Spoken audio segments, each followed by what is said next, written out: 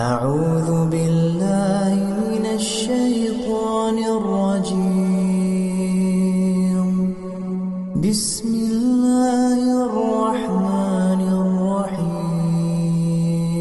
ألم تروا كيف خلق الله 7 سماوات طباقا وجعل القمر فيهن نورا وجعل الشمس سراجا والله أنبتكم من الأرض نباتا ثم يعيدكم فيها ويخرجكم إخراجا والله جعل لكم الأرض بساطا لتسلكوا منها سبلا فجاجا